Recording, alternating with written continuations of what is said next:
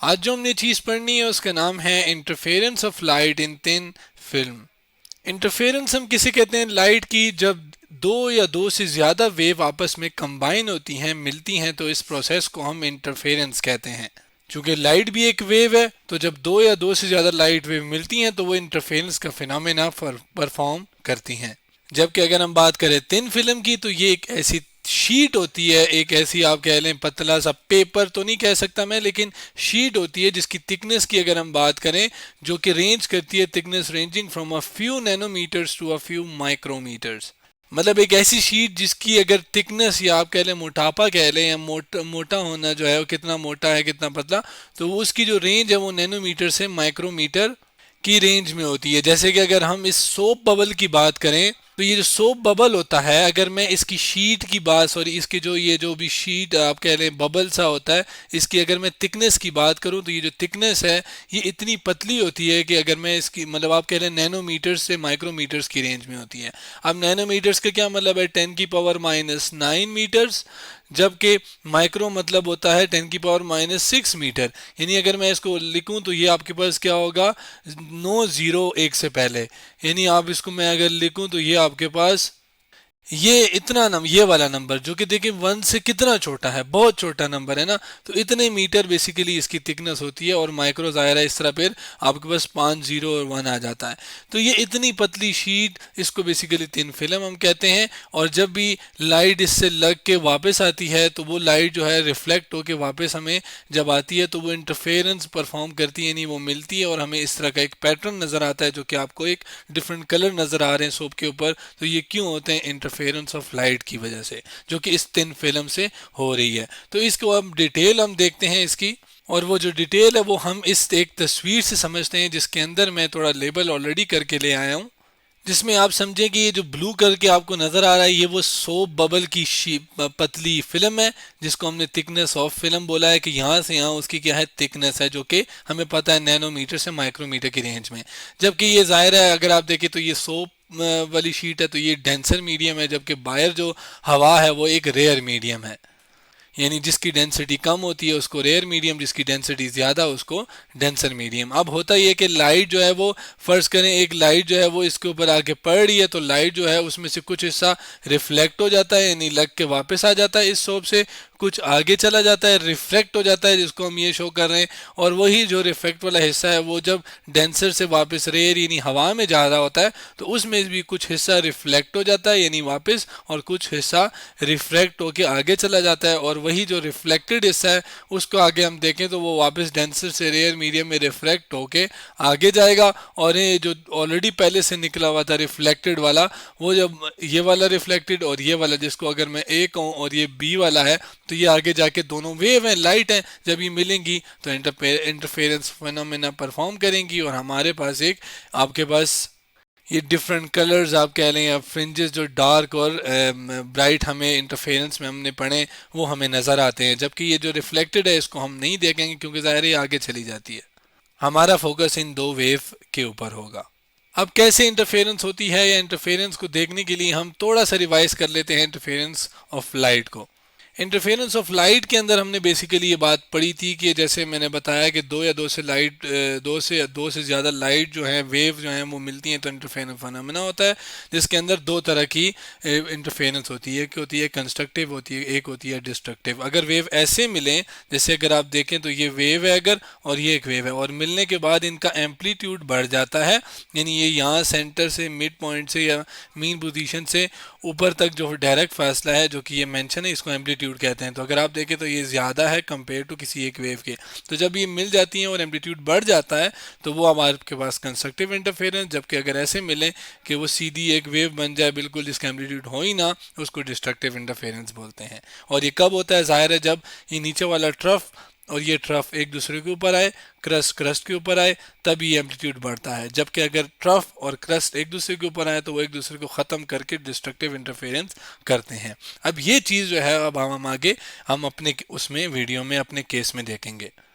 अब यहाँ पे इंटरफेरेंस कैसे होती है, उसके लिए बेसिक जो चीज़ है वो ये है कि जाहिर है ये एक वेव जब मिलती है, तो ये मिलने से इनका जाहिर है क्या, कब इंटरफेरेंस कंस्ट्रक्टिव होगी, कब डिस्ट्रक्टिव होगी, वो जब हमने यहाँ पर देखा था तो हमने यहाँ पर इसके लिए एक पाथ डिफरेंस के लिहाज से हमने इसको एक्सप्लेन किया था कि जो दो वेव के दरमियान पाथ डिफरेंस क्या होगा तब कंस्ट्रक्टिव ये होगा आपके पास, तब कंस्ट्रक्टिव। और इस तरह डिस्ट्रक्टिव के लिए अगर पाथ डिफरेंस ये वाला हो जाए तो फिर डिस्ट्रक्टिव इंटरफेरेंस होती है। तो ये जो पाथ डिफरेंस है दो वेव के दरमियान, ये बड़ा इंपॉर्टेंट, बहुत अहम है और इसको हम अब स्टडी करेंगे अपने इस केस के लिए, जिसमें अगर आप देखें तो ये लाइट जब यहाँ से जा रही है तो ये वाली ए वाली वेव है वो यहाँ से जा रही है, ठीक है।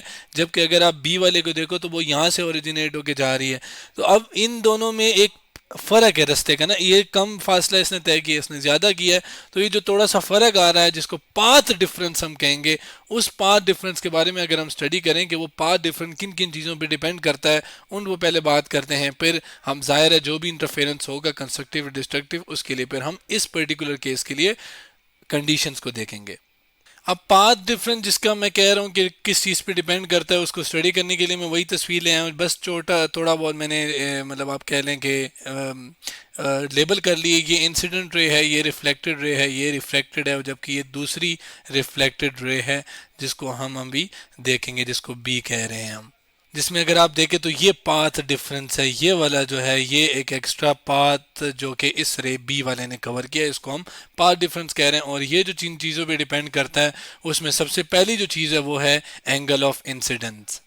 अब एंगल ऑफ इंसिडेंट है क्या, इसके लिए अगर हम नॉर्मल को पहले ड्रॉ करें, क्योंकि ये सरफेस के ऊपर नॉर्मल जो है ये आपके पास ऑलरेडी ड्रॉ है, इसको मैंने डार्क कर दिया है। तो असल में एंगल ऑफ इंसिडेंट क्या होता है कि जिस एंगल के साथ ये लाइट को हमने इंसिडेंट किया है तो वो एंगल नॉर्मल के साथ होता है। तो वो ये नॉर्मल एक ऐसी लाइन जो कि सरफेस के परपेंडिकुलर होती है, जो कि ये मैंने बना ली है, ये सरफेस के 90 एंगल यानी परपेंडिकुलर है। तो ये आपके पास इंसिडेंट एंगल है। तो इसके ऊपर पाथ डिफरेंस कैसे डिपेंड करता है, इसको अगर हम देखें तो जाहिर है आपके, अगर आप देखें तो फर्ज करें ये आपके पास एक वही मैं इसको इधर बना रहा हूँ, यही आपके पास थिकनेस है।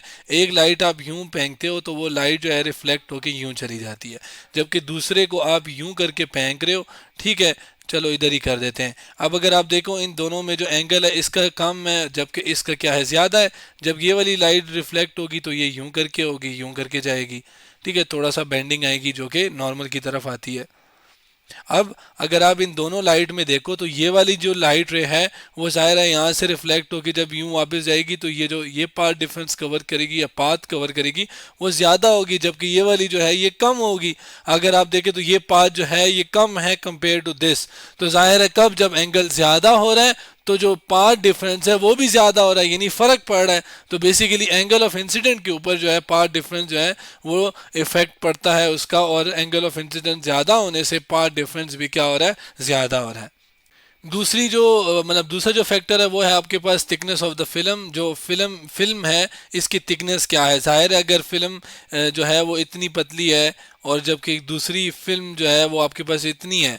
अब अगर आप देखें तो लाइट जिसने यूं आके यूं रिफ्लेक्ट होना था जिसमें ये पाथ डिफरेंस है, तो अगर आप इस रास्ते को देखें और उसी एंगल के ऊपर अगर एक लाइट यूं करके आए तो इस रास्ते को देखें, ये ज़्यादा पाथ है, ये कम पाथ है। तो इस केस में पाथ डिफरेंस ज़्यादा होगा, इस केस में कम होगा। तो यानी थिकनेस के ऊपर भी बेसिकली जो पाथ डिफरेंस है वो थिकनेस के ऊपर भी डिपेंड करता है। लास्ट में जो चीज़ है वो है refractive index. Basically refractive index एक ऐसा नंबर होता है जो कि हमें बताता है कि जो स्पीड ऑफ लाइट है किसी भी मीडियम में उसके ऊपर कितना फ़र्क पड़ता है, किसके लिहाज से, speed of light in vacuum के लिहाज से। जिसको मैथमेटिकली अगर मैं लिखूं तो वो लिखा जाता है n is equals to c over v. ये स्पीड ऑफ लाइट है वैक्यूम के अंदर जहाँ पे कुछ मीडियम नहीं होता, जबकि ये स्पीड ऑफ लाइट है उस पर्टिकुलर वैक्यूम के अंदर, उस पर्टिकुलर मीडियम के अंदर। जैसे अगर यहाँ पे देखें तो मीडियम क्या है, हवा है, तो इसका जाहिर है हवा क्या एक कोई ना कोई रिफ्रैक्टिव इंडेक्स होगा। जबकि इसी तरह ये सोप का बबल था, इसका भी कोई ना कोई रिफ्रैक्टिव इंडेक्स होगा। इसको अगर मैं n1 कह रहा हूँ, ये n2, इसी तरह एयर यहाँ पे भी है, इसको n1 कह रहा हूँ। तो जो रिफ्रैक्टिव इंडेक्स है इसके ऊपर भी आपके पास पाथ डिफरेंस जो है वो डिपेंड करती है। कैसे, जाहिर है अब अगर पाथ डिफरेंस ज़्यादा होगा तो स्पीड जो होगी उस लाइट की उस मीडियम के अंदर वो क्या होगी, कम होगी। और स्पीड कम होने से अगर आप देखें तो जो पाथ है वो भी उस लिहाज से फिर कम या ज़्यादा तय होगा। स्पीड उस मीडियम के अंदर कम होगी तो पाथ भी ज़्यादा तय होगा ना, या आप कह लें उसकी स्पीड को इफेक्ट करेगा जिससे आपके पास पाथ डिफरेंस जो है वो भी इफेक्ट होगा। अब ये तो पाथ डिफरेंस की आप कह लें फैक्टर्स थे जिस पे पाथ डिफरेंस डिपेंड करता है। अब होता क्या है, इंटरफेरेंस कैसे होगी, उसकी कंडीशन की तरफ बढ़ने से पहले हम कुछ चीज़ों को समझ लेते हैं, और वो ये है कि जब भी लाइट आती है और ये एक रेयर यानी लेस डेंसर मीडियम, डेंसिटी क्या होती है, जब एक वॉल्यूम के अंदर मैस कितना ज़्यादा हो या कितना मैस हो उसको डेंसिटी कहते हैं। तो इस एयर की जो डेंसिटी होती है वो कम होती है कंपेयर टू इस सोप के जो बबल है उसकी उसके लिहाज से कम होती है, और सोप वाले बबल की जो फिल्म है हम आपके पास इसकी डेंसिटी ज़्यादा होती है, इस वजह से ये डेंसर होता है। तो होता क्या है कि जब भी रेयर मीडियम से यानी हवा से जब भी लाइट जाती है और रिफ्लेक्ट होके वापस आती है, यानी जो रिफ्लेक्टेड रे ए है, इसको अगर आप देखें तो ये किस से रिफ्लेक्ट हुई है, एक डेंसर मीडियम से। तो जब भी एक डेंसर मीडियम से एक लाइट रिफ्लेक्ट होके वापस आती है तो उसका जो फेज है वो चेंज हो जाता है। यानी कि अगर आप देखें तो फर्ज करें लाइट यूं करके गई है ना, और ये लग के फर्ज करें ये लग के वापस आ रही है, तो जो वापस लाइट रे आती है उसके अंदर जो फेज है, बेसिकली फेज क्या होता है, वो एक पार्टिकल की पोजीशन एक वेव के अंदर बताता है। तो फर्ज करें अगर वो यहाँ से यूं करके यूं गई है ना, यहाँ पे क्रस्ट है, तो जो वापस आएगी वो यूं करके आएगी। अगर आप देखें तो उसके अंदर एक फेज चेंज आता है और वो फेज चेंज 180 का होता है। जबकि आगे अगर हम देखें तो ये जो रिफ्लेक्टेड रे होती है, ये वाली रे, ये इस पे कोई फर्क नहीं पड़ता, और यहाँ पर जब ये रेयर से लग के वापस आती है लाइट वेव, तब उसके अंदर कोई फेस डिफरेंस फिर भी नहीं आएगा। क्यों? क्योंकि ये रेयर मीडियम से लग के रिफ्लेक्ट होकर वापस आई है, यानी बी के अंदर कोई फेस चेंज नहीं होगा, जाहिर है फिर ये रिफ्लेक्ट होगी, ये फेस डिफरेंस नहीं है, तो बी के अंदर कोई फेस डिफरेंस नहीं होता, जबकि जो ए है उसके अंदर 180 फेस डिफरेंस होता है। इस वजह से इसकी कंडीशन के ऊपर थोड़ा फर्क आ जाता है। किसकी कंडीशन के ऊपर? इंटरफेरेंस की कंडीशन के ऊपर। कैसे भला? पहले तो जब हम लाइट रेज को देखते थे तो हम कहते थे कि अगर दो लाइट रेज आ रही हैं, वो जब मिलती हैं तो आपके पास एक, अगर उनकी कंडीशन की भी मैं बात करूं, किस कंडीशन, कंस्ट्रक्टिव या डिस्ट्रक्टिव की, तो वो कुछ यूं करके होती है कि जो पाथ डिफरेंस है वो एन लेम्टा होता है, किसका? कंस्ट्रक्टिव इंटरफेरेंस के लिए, जबकि डिस्ट्रक्टिव के लिए n+1 लेम्टा पाथ डिफरेंस के बराबर होता है, जिसमें n की वैल्यू क्या है, वो 0 1 2 3 सो ऑन होती है। अब इसमें होता क्या है, ये आपके पास एक तब होता है जब दोनों वेव जो हैं वो एक ही फेज के साथ आ रही हों, लेकिन अगर फेज डिफरेंस आ जाए, जैसे इसके अंदर 180 का डिफरेंस आ गया जबकि इसके अंदर या चेंज आ गया जबकि इसके अंदर कोई चेंज नहीं आया, तो अब जो अब आप कह लें कि ये जो कंडीशंस होंगी वो उलट हो जाएंगी, यानी कंस्ट्रक्टिव के लिए डिस्ट्रक्टिव वाली कंडीशन हो जाएंगी, ये वाली इसके लिए हो जाएंगी, ये वाली इसके लिए हो जाएंगी। कैसे होंगी, क्यों होंगी, उसके लिए अगर हम स्टडी करें तो फर्ज करें पहले जो ये लाइट आ रही थी वो यूं करके एक वेव आ रही है, जबकि जो दूसरी है वो यूं करके आ रही है, ठीक है। और इसके अंदर जाहिर है ये अब वेव मैंने ले आया हूं जिसमें जाहिर है कंस्ट्रक्टिव होगी अगर क्रस्ट क्रस्ट के ऊपर है। लेकिन इस केस में क्या हो रहा है अब, कि जो पहली वेव है ए वाली है उसके अब फेज 180 शिफ्ट आ गया। और वो कैसे आता है कि फर्ज करें अब जो है उसका होता ही है कि अब ये वाला हिस्सा, मतलब जो ट्रफ है वो अब आ जाता है, जिसकी वजह से अगर आप देखें तो अब वही वेव पहले अगर थी तो वो यूं करके जा रही थी और क्रस्ट मिल रहा था और कंस्ट्रक्टिव इंटरफेरेंस हो रही है, लेकिन अब वही जो रिफ्लेक्टेड रे है अब उसका वही हिस्सा, लेकिन अब वो ट्रफ बन गया है, यानी अब जो है सेम कंडीशन के लिए तो हो क्या रहा है कि अब आपके पास डिस्ट्रक्टिव इंटरफेरेंस बन रही है सेम कंडीशन के लिए। क्यों? क्योंकि जो पहली वेव है वो 180 की उससे मतलब फर्क आ गया, उसके मतलब फेज डिफरेंस आ गया, और अब सेम कंडीशन जो है वो अब डिस्ट्रक्टिव के लिए होगी है, यानी कि जो डिस्ट्रक्टिव की कंडीशंस हैं अब वो कंस्ट्रक्टिव वाली हो जाएंगी जिसको मैं यहाँ पे लिख रहा हूँ, और कंस्ट्रक्टिव वाली जो है वो डिस्ट्रक्टिव के लिए हो जाएंगी जिसको मैंने यहाँ यानी उलट हो जाएंगी। क्यों? इस चीज़ को हमने इस डायग्राम से समझा। अब जाहिर है ये दोनों वेव ए और बी आगे जाके कहीं ना कहीं मिलेंगी, और मिलने के बाद एक आपके पास एक कंस्ट्रक्टिव या डिस्ट्रक्टिव फिनोमेना होगा, इंटरफेरेंस की वजह से हमें एक पैटर्न सा नजर आएगा जो कि हमने यहाँ पर देखा था। ये पैटर्न सा अगर आप देखें इसमें होता ही है कि जब वाइट लाइट जाती है तो आपके पास एक डिफरेंट रेनबो टाइप, जिसके अंदर सारी जो वाइट लाइट है वो आपके पास स्प्लिट होकर नजर आती है। क्यों? क्योंकि वाइट लाइट के अंदर आपके पास 7 कलर्स होते हैं, और वो जो 7 कलर्स हैं वो जाहिर है जब लाइट जाएगी एक मीडियम से दूसरी मीडियम में जाएगी तो मीडियम में तब्दीली होने की वजह से चूंकि रिफ्रैक्टिव इंडेक्स डिफरेंट होता है तो रिफ्रैक्टिव इंडेक्स जो है वो आपके पास डिपेंड कर रहा है किसके वी स्पीड, उसकी उसकी स्पीड को चेंज करता है। और एक वेव की जो स्पीड होती है वो बराबर होती है v is equal to f lambda के। अब जिस वेव की लेम्टा यानी वेव लेंथ ज़्यादा है उसकी स्पीड ज़्यादा होगी, और जिसकी वेव लेंथ कम है उसकी वेव स्पीड भी कम होगी। तो जो 7 लाइट कलर्स में जिस कलर की आपके पास वेवलेंथ ज़्यादा होगी उसकी स्पीड भी ज़्यादा होगी, जिसकी वजह से वो डिफरेंट तरीके से इंटरफेरेंस होगी। जबकि जिसकी वेवलेंथ कम होगी उसकी डिफरेंट तरीके से डिफरेंट पॉइंट पे जाके इंटरफेरेंस होगी। यानी कि इंटरफेरेंस जो हो रही है वो डिफरेंट कलर्स की डिफरेंट पॉइंट पे हो रही है वेवलेंथ चेंज होने की वजह से, और इस वजह से आपके पास ये डिफरेंट कलर्स हमें शो होते हैं। क्यों? क्योंकि हर कलर की वेवलेंथ डिफरेंट, स्पीड डिफरेंस क्यों डिफरेंट होगी? क्योंकि आपके पास एक मीडियम से दूसरी मीडियम चूंकि रिफ्रैक्टिव इंडेक्स चेंज हो रहा है उस वजह से। तो आज हमने interference of light in thin film के बारे में बात की।